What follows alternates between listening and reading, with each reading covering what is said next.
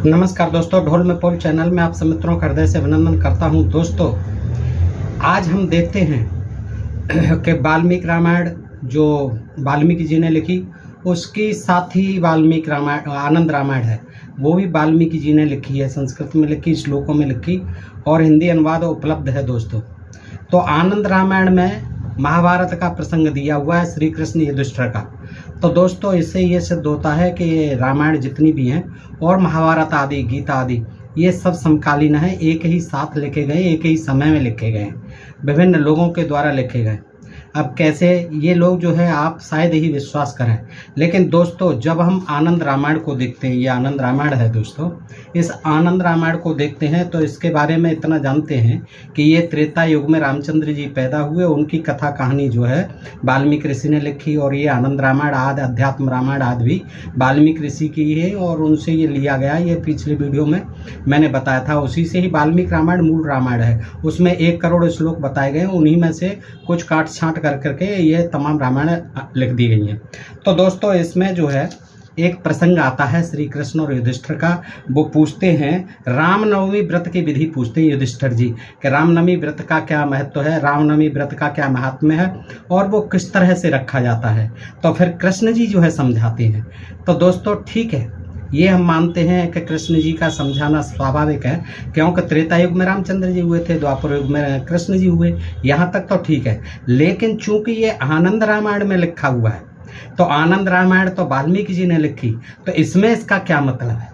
दोस्तों, इससे यही सिद्ध होता है कि रामायण और महाभारत आदि जितने भी ग्रंथ हैं, गीता आदि, पुराण आदि, ये सब समकालीन है, एक ही समय में लिखे गए। तो दोस्तों आइए देखते हैं, जल्दी जल्दी इस विषय को आज देख लेते हैं कि हे शिष्य, रामदास बोले विष्णुदास से, रामदास बोले हे शिष्य, अब मैं तुम्हें भूत समन्वित, यानी भूत समन्वित भविष्य की, भूत मिश्रित भविष्य की, आगे की एक कथा सुनाता हूँ। जब पांडुपुत्र युधिष्ठिर राज्य भ्रष्ट होकर, अभी कहाँ से आ गए महाराज, आप जो है आनंद रामायण में सुनाने लगे। देखिए, सुनते जाइए दोस्तों। जब पांडुपुत्र युधिष्ठिर राज्य भ्रष्ट होकर, यानी जब राज्य को हार गए, अपनी माता और भाइयों को साथ लिए वनवास कर रहे थे, यानी जो है राज्य भ्रष्ट हो गए थे, सारा राजपाट जो है जुए में हार गए थे, तब वो अपनी माता और भाइयों को साथ लेकर के वनवास कर रहे थे। उनको जो है 12 साल का वनवास था, 1 साल का फिर अज्ञातवास था। तो उसी समय का ये वाकया है दोस्तों कि तब उन्हें देखने के लिए श्री कृष्णचंद्र जी वन में गए कि देख के तो आऊँ हमारे युधिष्ठिर आदि जो है, पांडव आदि, अर्जुन आदि, भीमसेन और नकुल, सहदेव और कुंती कैसे हैं, उनको देख के आता हूँ। तो श्री कृष्ण जी वन में जाते हैं। वहाँ पांडवों ने बड़े प्रेम से श्री कृष्ण जी की पूजा की, स्वाभाविक है, करना था, पूजा की। और युधिष्ठिर ने कहा, हे देव देव, हे जगन्नाथ, हे भक्तों को वरदाता, यदि आप मुझ पर प्रसन्न हैं तो मैं आपसे कुछ पूछता हूँ। देखिए दोस्तों, यहाँ एक देखने की बात है कि वो क्या कह रहे हैं कि हे जगन्नाथ, हे देव देव, हे भक्तों के वरदाता।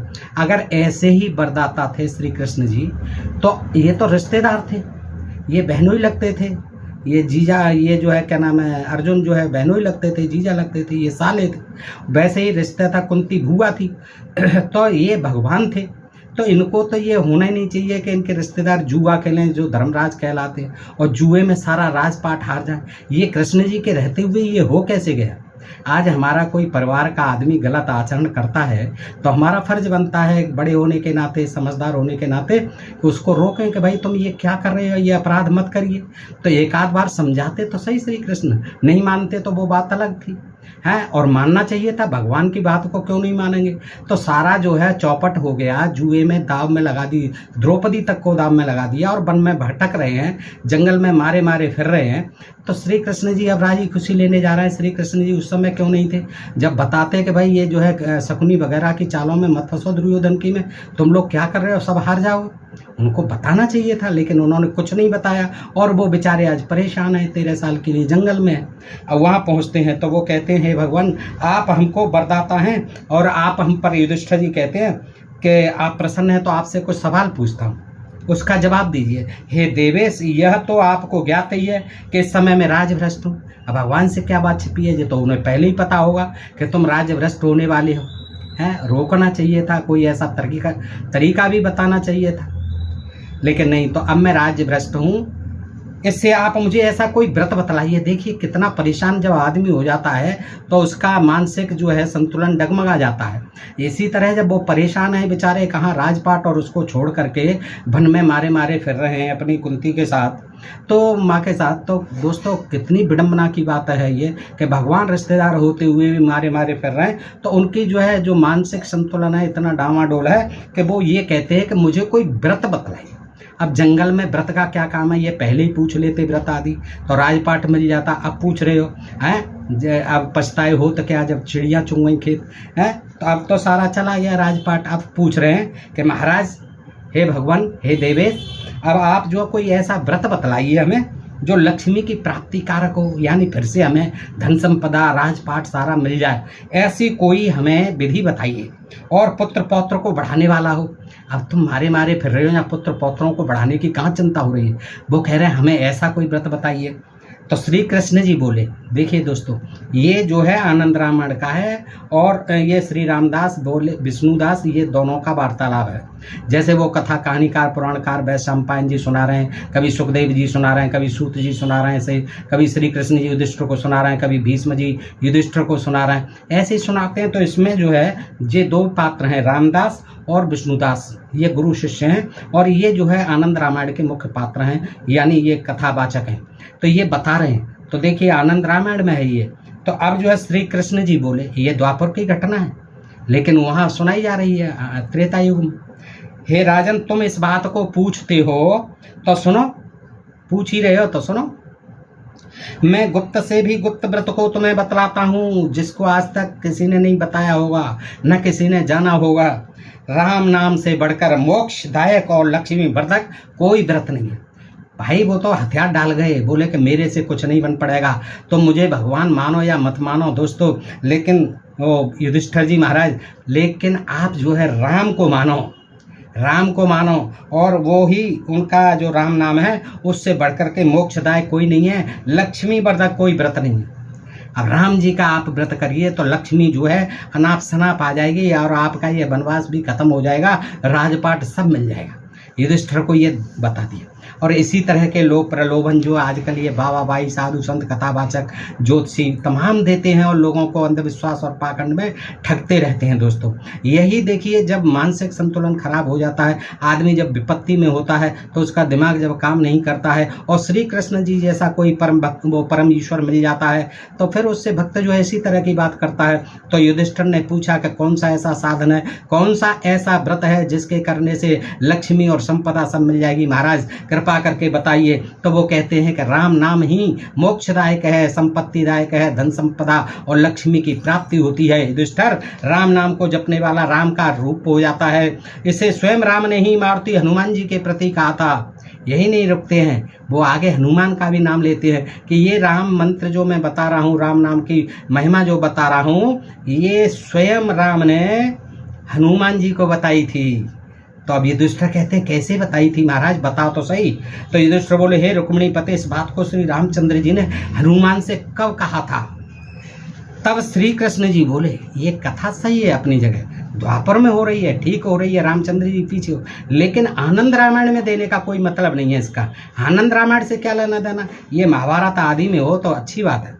तो देखो दोस्तों, श्री कृष्ण जी बोले, पूर्व राम अवतार में जब रावण सीता को हर ले गया था, तब राम ने हनुमान को बुलाकर कहा, सीता जी को पता लगाने के लिए हनुमान जी जो असमंजस में थे कि मैं कैसे समुद्र को लाऊंगा, कैसे मैं जाऊंगा, अकेला जो है लंका कहाँ पर है कुछ पता नहीं है, तो वो बड़े असमंजस में थे। तब राम ने हनुमान को बुलाकर कहा कि हे महावीर, हे वायुपुत्र, तुम सीता को खोजने के लिए समस्त दक्षिण दिशा में भ्रमण करने जाओ, घूमने फिरने जाओ, और जैसा समाचार हो शीघ्र दो।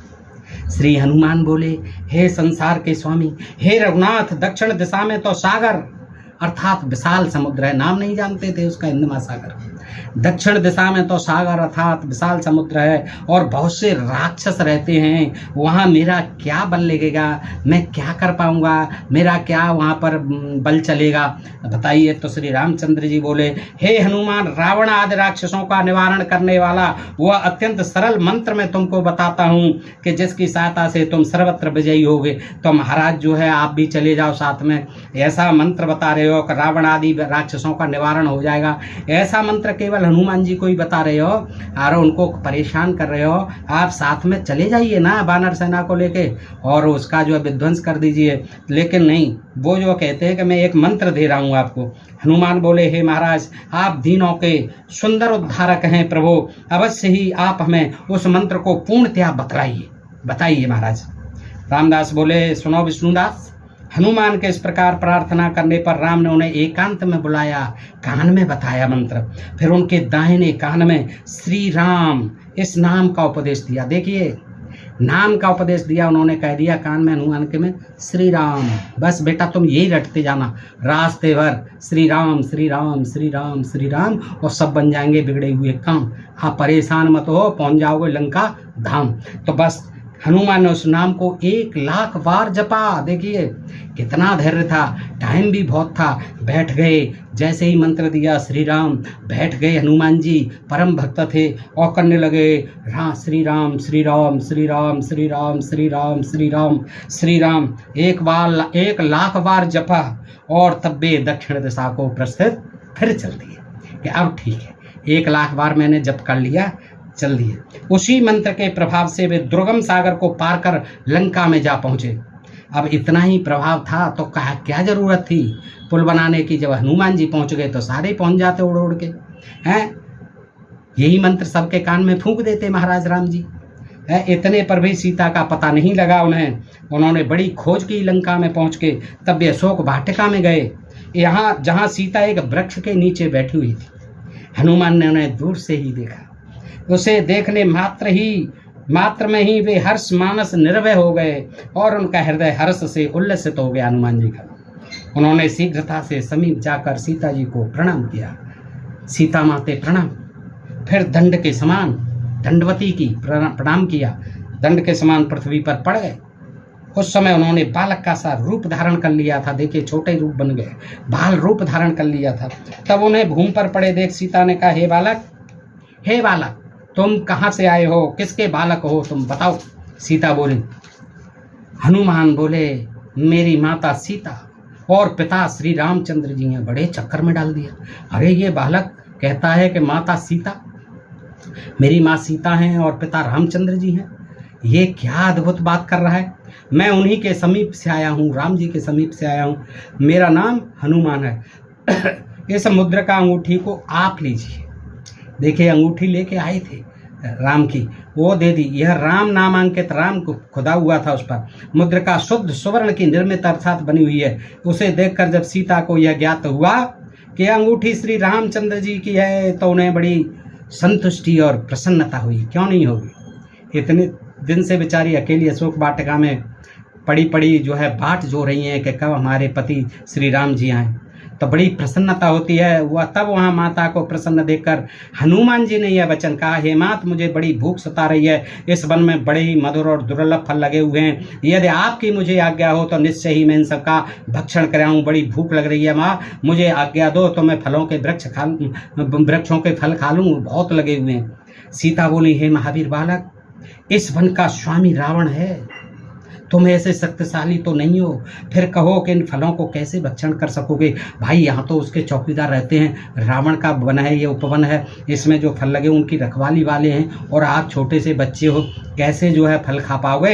हनुमान बोले, मेरे हृदयांतर में श्री राम का प्रबल शस्त्र है, मेरे हृदय में श्री राम का प्रबल शस्त्र है, उससे मैं सब राक्षसों को तृण समान समझता हूँ। तब उनकी इस उक्ति को सुनकर सीता जी ने आज्ञा दे दी कि तो ठीक है बेटा, खूब खाओ। उसे सुन हनुमान उस वन में, अशोक वन में घुस गए और उसके वृक्षों को नष्ट करने लगे।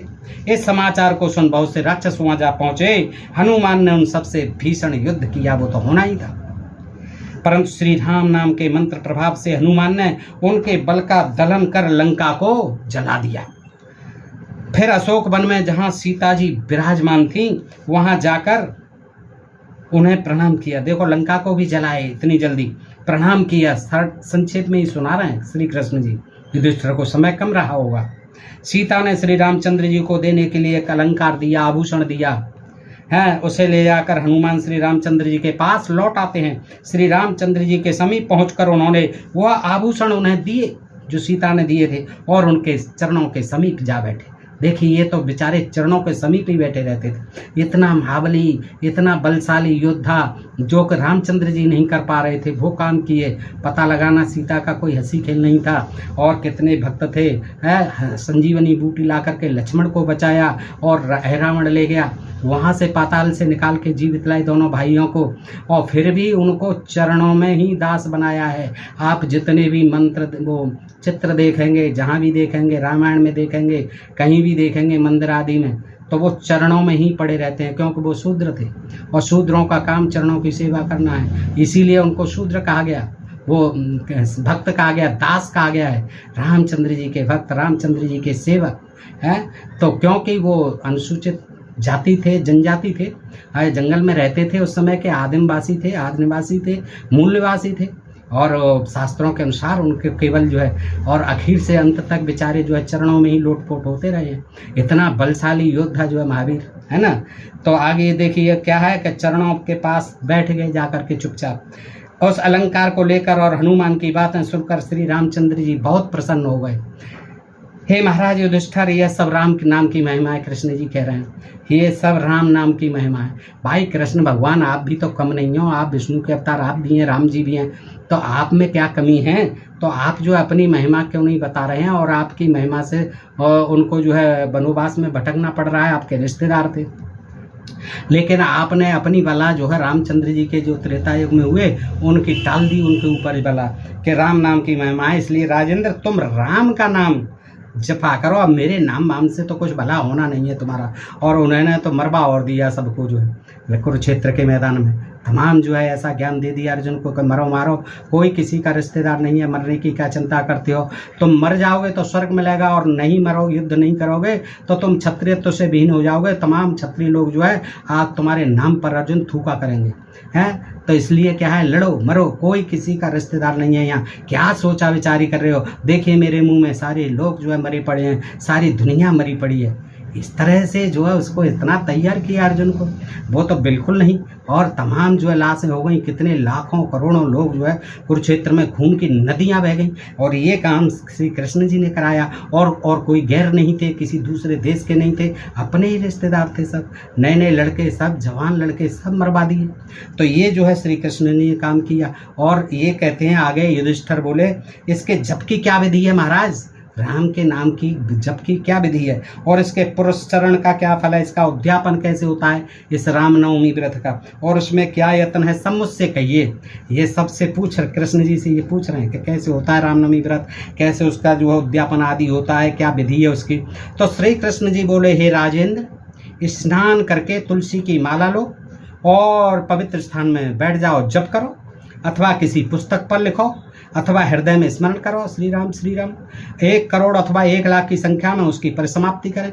अब उनको कहाँ जंगल में खाने को मिलता नहीं था, भूख प्यास में धूप सह रहे हैं, शीत वर्षा सह रहे हैं, और उनसे कह रहे हैं 1 करोड़ लिखो।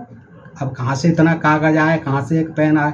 1 करोड़ और 1 लाख की संख्या या 1 लाख की संख्या में उसकी परिसमाप्ति करें। अनेक मंत्र और विधियाँ हैं।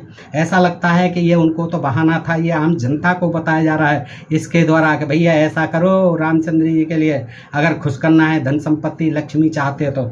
हे युधिष्ठिर, उनमें से एक ही यह उत्तम मंत्र मैं तुमसे कहता हूँ। पहले श्री शब्द, मध्य में जय शब्द और अंत में 2 जय शब्द को प्रयुक्त कर जोड़कर एक मंत्र हुआ, श्री राम जय जय राम। ये मंत्र जो है श्री कृष्ण जी ने बताया कि युधिष्ठिर नोट करो, श्री राम जय राम। इस तरह से ये मंत्र बन गया। यदि इस मंत्र को 21 बार जपा जाए तो करोड़ों ब्रह्म हत्या का पाप नष्ट हो जाता है। ब्रह्म हत्या कहाँ से आ गई? ब्राह्मणों के पीछे क्यों पड़े हो भाई, हैं? वो अपने जब तप में लगे रहते थे, उनको मरवा दो तो ब्रह्म हत्या लग जाती थी। तो वो कह रहे हैं कि कितने ही करोड़ों ब्राह्मण मारे हों, ब्रह्म हत्याएं की हुई हों, लेकिन इस मंत्र को 21 बार जप दो तो सब ब्रह्म हत्याओं से, करोड़ों ब्रह्म हत्याओं से पाप नष्ट हो जाता है। अब ये ब्राह्मणों को खुद सोचना चाहिए कि उन्होंने देखो कैसी बातें लिखी हैं बेतुकी। क्यों भाई अपने ऐसा ब्राह्मण की हत्या जो है इतनी मामूली चीज़ हो गई है कि करोड़ों ब्राह्मणों को मार दो, करोड़ों ब्रह्म हत्या को ला दो फिरो, लेकिन 21 बार ये श्री राम जय राम, श्री राम जय राम कर दो, बस करोड़ों ब्रह्म हत्या नष्ट। इतना जो है सस्ता था क्या ब्राह्मण के जीव जो है, ब्राह्मण का खून जो है करोड़ों को मार दो। फिर दोस्तों ये कहते हैं कि आप ऐसी बातें, अरे पढ़ो भाई, ये ब्राह्मणों के भी खिलाफ बातें हैं इनमें, ब्राह्मणों को भी चैन से नहीं बैठने दिया। जहाँ जहाँ ब्रह्म हत्या की बात हुई है तमाम जो है उनके ऊपर प्रतिबंध लगा दिए गए। ये ब्राह्मण निरोग्य है, ये अयोग्य है, इसको दान मत दो, इसको तप मत दो, ये वेद नहीं पढ़ा है, ये फलाना शास्त्र नहीं पढ़ा है, ये कुछ नहीं जानता है, इसको श्राद्ध में मत बुलाओ। तो ये जो है दोस्तों सब बातें लिखी हुई हैं। तो ब्राह्मणों को भी ये बात सोचनी चाहिए, वो उल्टा इसको पढ़ते नहीं हैं, सत्य को जानने की कोशिश नहीं करते हैं। और जबकि हम तो कहते हैं कि इसमें ब्राह्मणों के लिए भी तमाम प्रतिबंध हैं। देखिए श्री कृष्ण जी कह रहे हैं, कोई मामूली आदमी नहीं कह रहा है कि इस श्री राम जय जय राम केवल 21 बार रटो, कितना जो है देखिए, और करोड़ों ब्रह्म हत्या का पाप नष्ट हो जाता है। मनोहर कांड से पढ़ रहा हूँ दोस्तों, 579 पेज से। तो देखिए करोड़ों ब्रह्म हत्या का पाप नष्ट हो जाता है। यानी आप दोस्तों जो बुरा मानते हैं ब्राह्मण लोग, जो हमारे बंधु कुछ ही मेरे अच्छे मित्र हैं, अच्छे कमेंट भी करते हैं, प्रोत्साहित करते हैं, और ऐसी बात नहीं, वो बुद्धिवादी मानवतावादी हैं, उनका मैं आभार व्यक्त करता हूँ। लेकिन कुछ दो पंडित पुरोहित टाइप के हैं, उनको बड़ा बुरा लगता है। लेकिन उनको भी सोचना चाहिए कि तुम्हारे लिए भी कितनी हल्की हल्की बातें लिखी हैं, जो कि देखने पर हमें भी अफसोस होता है कि करोड़ों ब्रह्म हत्या का पाप नष्ट हो जाता है 21 बार जपने से। बुद्धिमान को उचित है कि वो ऐसी मंत्र से 1 लाख जप करे, तपस्सात सविधि उद्यापन करें, जबकि अपेक्षा राम नाम लिखने में 100 गुना अधिक पुण्य। अब लिखते रहो बस। अब बताइए इससे क्या पुण्य होगा? अरे पुण्य तो भाई खेती करने से होगा, पढ़ाई करने से होगा, कंपटीशन देने से होगा, बिजनेस चलाने से होगा, और जो अपने सेवा के काम है टहल चाकरी के उन्हें करने से होगा, पशुपालन से होगा। और इसको बैठे बैठे राम राम राम राम करोड़ों पुस्तक भरते रहो। दोस्तों खुद विचार करिए, कहीं इनमें ऐसा नहीं दिया है कि भाई आप लोग सब भारतवासी सब एक हो जाओ और सब प्रेम से रहो और मिलकर के देश की तरक्की करो, अच्छी पढ़ाई लिखाई करो, विज्ञान की तरक्की करो, सब प्रेम से रहो, कोई जाति पाति नहीं, कोई ऊंच नीच नहीं, कोई छुआछूत नहीं, सब मनुष्य जो कहते हैं कहने को एक ही परमपिता की संतान। भाई परमपिता की संतान है तो ये डिवाइडेशन क्यों कर दिया? आज शूद्र वर्ण जो है 7000 जातियों में बटा हुआ है, और कहीं ब्राह्मण है, कहीं क्षत्रिय है, कहीं वैश्य है, कोई शूद्र है, फिर कहते हैं बड़े गर्व से कहो हिंदू हैं। कहाँ हिंदू हैं भाई? कोई एक भी हिंदू नहीं मिलता मुझे तो, आज तक किसी ने नहीं मुझसे कहा कि आई एम हिंदू है। नाम के आगे हिंदू कोई नहीं मिलता। कोई ब्राह्मण है, कोई शर्मा जी हैं, वर्मा जी हैं, चौबे जी हैं, पाठक हैं, उपाध्याय हैं, त्रिवेदी हैं, त्रिपाठी जी हैं, सिंह साहब हैं, फलाने साहब हैं, ये सब जो है पता नहीं, ये सब जो कहाँ है हिंदू? फिर कहते हैं कि गर्व से कहो हिंदू हैं। भाई ये सब जातिवाद का खेल है, और ये सब जो है इन ग्रंथों में भरा पड़ा है। तो देखिए दोस्तों आगे क्या कहते हैं, प्रथम दिन भर उपवास करें आदमी है, फिर रात्रि में मंडप बनाकर उसमें राम लिंगात्मक भद्र राम तो भद्र अथवा अष्टोत्तर सहस्राख्य भद्र में धन राशि की प्रस्थापना करे, चांदी तांबे की तो अवश्य ही रहे मूर्ति, धन की कृपणता न करे, प्रतिमा को स्थापित करके 16 उपचारों से उसकी पूजा करें। ये श्री कृष्ण जी बता रहे हैं राम नवमी व्रत की विधि और युधिष्ठिर को।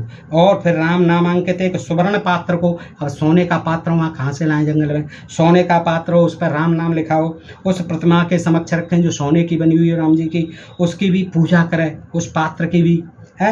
कथा सुनकर सविधि उन देव देव से क्षमा प्रार्थना करें, देव देव से यानी रामचंद्र जी से क्षमा प्रार्थना करें कि महाराज मुझ पर बड़े अपराध हुए, और कहे हे दीनों के नाथ हे दया सागर, मैं आपका एक बड़ा अपराधी भक्त हूँ। भाई अपराध क्यों है? भक्त काहे का अपराधी है?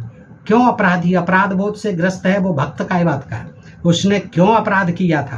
अब वो रामचंद्र जी या भगवान जी उसमें क्या करेंगे? अपराधी है तो अपराधी है, लेकिन वो कह रहा है कि मेरे अपराध को क्षमा करो महाराज। है पहले तो अपराध कर लो, फिर भगवान से क्षमा मांगो। मैं आपका एक बड़ा अपराधी भक्त हूँ, इस संसार में मेरी रक्षा कीजिए। अच्छा ये कह करके इस प्रकार सारी रात संगीत वाद्य करके जागरण करे। देखिए ये सब बताई जा रही है, भाई जागरण भी करो और ऐसे करो, सोने की मूर्ति बनवाओ और सोने का पात्र भी लिखो, उस पर राम नाम लिखाओ, और फिर अंत में जो क्या होगा देखिए कि रात्रि भर जागरण करें, 15, 20, 25, 30 हज़ार रुपया ले जाते हैं। रात को धाएँ धूई होती है, बीमार आदमी परेशान, जो कंपटीशन देने जा रहा है वो परेशान, अगले दिन जिसकी एग्जाम है वो परेशान, तमाम लोग परेशान होते हैं। लेकिन वो फिल्मी पैरोडियों पर खूब नाचते गाते हैं, मज़े लेते हैं। तो वो कह रहे हैं, यही कह रहे हैं श्री कृष्ण भगवान कि वो रात्रि को फिर जागरण करवाओ और प्रातः स्नान आदि नित्य कर्मों से निवृत्त होकर के हवन करो। जितना तप के जितना तप करके पुनस्सरण किया हो उसका दशांश हवन और हवन का दशांश तर्पण करे। गौ के दूध से तर्पण करने की विधि है।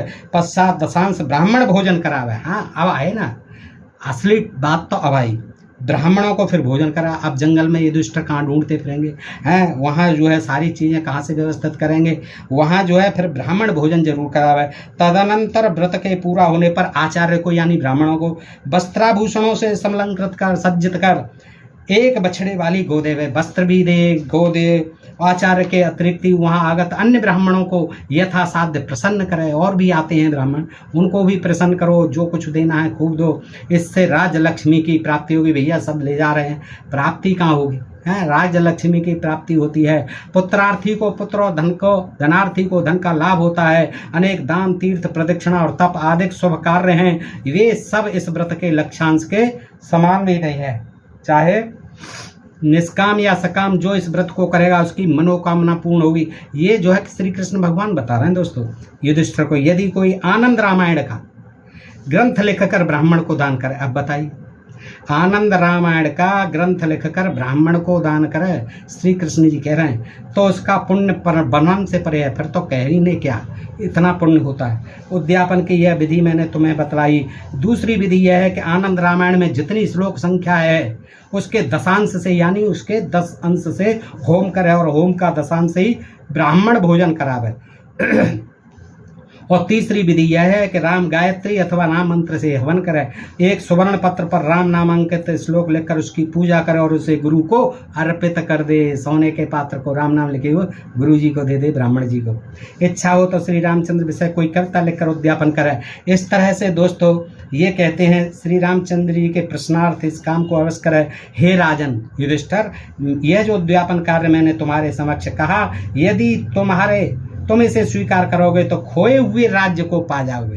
देखो श्री कृष्ण जी ने भी क्या, भाई तुम भगवान होते हुए तुम राम के ऊपर टाल रहे हो, उनको इतना परेशान कर रहे हो हैं, ब्राह्मणों को भी बुलवा रहे हो, सो उनको जिम्मा रहे हो। जंगल में कहाँ उनके लिए इतने पकवान बनेंगे, क्या वो सोना लाएंगे, कहाँ से लाएंगे? जंगल में मारे मारे फिर रहे हैं वो बेचारे, अपने खाने पीने की जुगत नहीं हो रही है उनकी हैं। तो इसके बाद श्री रामदास बोले, उसे सुनकर युधिष्ठिर ने इसे यथाविधि किया, उससे 3 ही मास में खोए हुए राज्य को प्राप्त कर लिया। देखिए, खोए हुए राज्य को 3 मास में ही प्राप्त कर लिया। जो मनुष्य इस राम नाम महिमा को परम भक्त सहित सुनेंगे, वो पुत्र पौत्र के सांसारिक सुख को प्राप्त कर अंत में मुक्ति लाभ करते हैं। नित्य श्री रामचंद्र जी के समक्ष आनंद रामायण का अथवा अन्य रामचरित का सभक्ति व्याख्या करना ही कर्तव्य है। आनंद रामायण के 1 सर्ग की, आधे सर्ग की, सर्ग के चौथे अंश की और 9 श्लोकों की केवल 1 श्लोक की, आधे श्लोक की अथवा चौथा श्लोक की व्याख्या करते हैं। जो मनुष्य से नित्य पढ़ते हैं इसी रामायण को,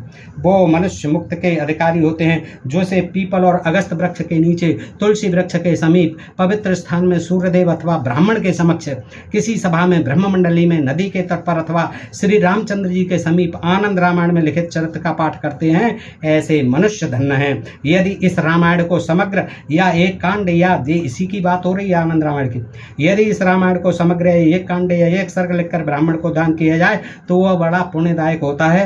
रामोपासक का कर्तव्य को नित्य आनंद रामायण लिखकर उसकी पूजा कर ब्राह्मण को दान दे। तो दोस्तों जो है तमाम पुण्य होगा, तमाम धन संपत्ति की प्राप्ति होगी। ये आनंद रामायण है दोस्तों, इसको पढ़िए और आपको सब कुछ प्राप्त हो जाएगा। युधिष्ठिर को जो है 3 महीने के अंदर राजपाट मिल गया था, पता नहीं कहाँ राजपाट मिल गया था, उनको तो 12 साल का वनवास था। तो दोस्तों इस तरह से आपने देखा कि किस तरह से श्री कृष्ण ने ये युधिष्ठिर को बताई है और कहाँ बताई है, आनंद रामायण में। और आनंद रामायण क्या है, ये वाल्मीकि ऋषि की लिखी हुई आनंद रामायण है दोस्तों। तो इससे ये सिद्ध हो जाता है कि रामायण और महाभारत का और भी प्रसंग है दोस्तों, मैं उनको भी लाऊंगा। महाभारत में तमाम परशुराम का भी प्रसंग है, कर्ण के यहाँ पैदा हुए और वहाँ रामचंद्र जी से भी युद्ध हुआ, वो वाद विवाद हुआ जब धनुष भंग हुआ। तो दोस्तों और फिर हनुमान जी जो है भीमसेन से मिलते हैं। तो दोस्तों महाभारत में ऐसे प्रसंग हैं जिनसे ये सिद्ध हो जाता है कि आनंद रामायण, भगवत गीता, महापुराण ये सारे जो है एक ही समय में लिखे गए हैं। और ये बुद्ध का जब पतन, बुद्ध धर्म का जब पतन हुआ, पुष्यमित्र शुंग का जब शासन आया, उसी समय ये सारे लिखे गए हैं दोस्तों, हिंदू धर्म की पुनर्स्थापना के लिए। पुष्यमित्र शुंग का उद्देश्य ही था कि इन प्रकार बौद्ध धर्म को विनष्ट करके हिंदू धर्म की पुनर्स्थापना यहाँ की जाए, जैसे भी हो तैसे की जाए। तो दोस्तों आज का प्रसंग हम यहीं समाप्त करते हैं। सुनने के लिए आप सब मित्रों का हृदय से नमस्कार दोस्तों, और अपने प्रिय चैनल ढोल में पोल को सब्सक्राइब करते रहें। आज के लिए इतना ही, सुनने के लिए आप सब मित्रों का बारंबार नमस्कार। जय हिंद, जय भारत दोस्तों।